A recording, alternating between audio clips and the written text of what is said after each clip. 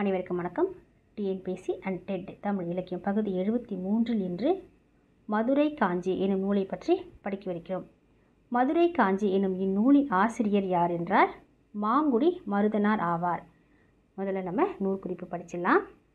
10 பாட்டு நூல்களில் ஒன்று தான் மதுரை காஞ்சி ஆகும். 10 பாட்டு நூல்களில் ஒன்று தான் மதுரை காஞ்சி ஆகும். இந்நூலின் ஆசிரியர் மாங்குடி மருதனார் ஆவார்.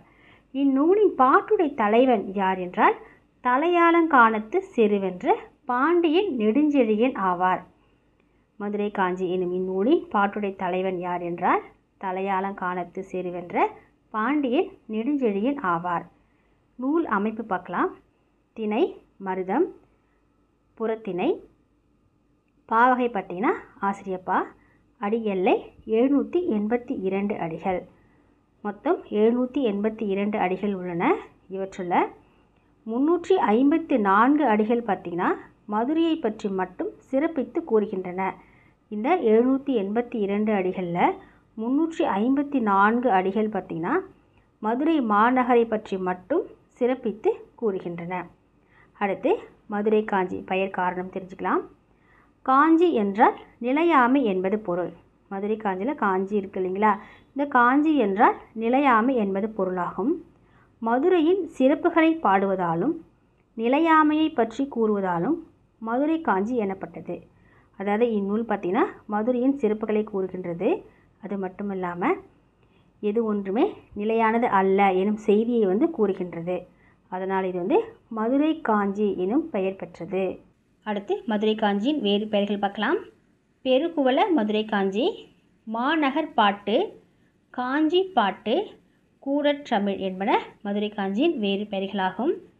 அடுத்து மதுரையை சிறப்பித்து பாடியுள்ள நூல்களுள் 14 மேற்கணக்கின் மதுரை காஞ்சி முதன்மையானது.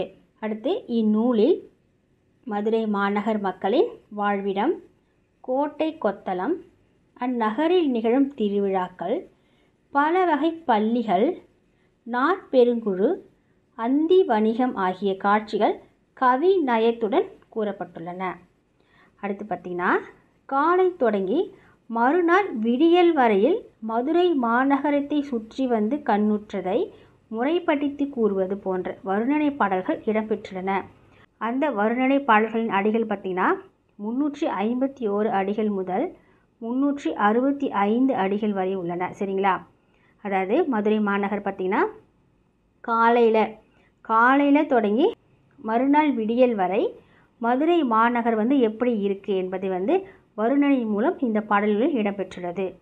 அடுத்து மதுரையில் நடைபெற்ற 6 விழாக்கள் என்னென்ன பார்க்கலாம்.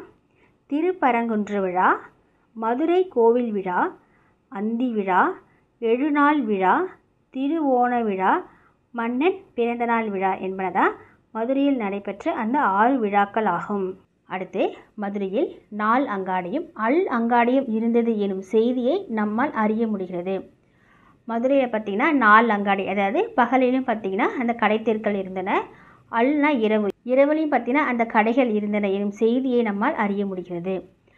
அடுத்து 10 பாட்டு வெண்பா இந்நூலை பெருகுவல மதுரை காஞ்சி என கூறுகிறது. 10 பாட்டு வெண்பா இந்நூலை எவ்வாறு கூறுகிறது? பெருகுவல மதுரை காஞ்சி என கூறுகிறது.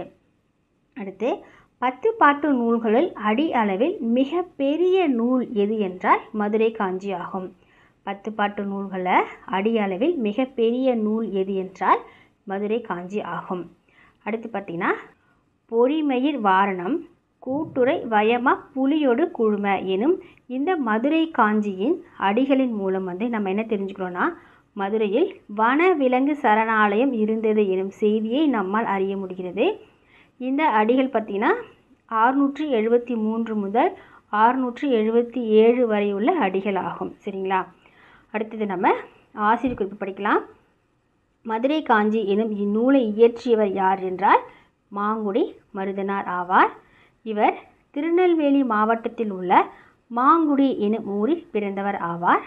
இவர் 8 தொகையில் 13 பாடல்களை பாடியுள்ளார். மாங்குடி மருதனார் 8 தொகையில் எத்தனை பாடல்களை பாடியுள்ளார்? 13 பாடல்களை பாடியுள்ளார்.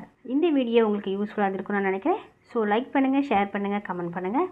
மறக்காமல் நம்ம சேனலை சப்ஸ்கிரைப் பண்ணுங்கள். வணக்கம்.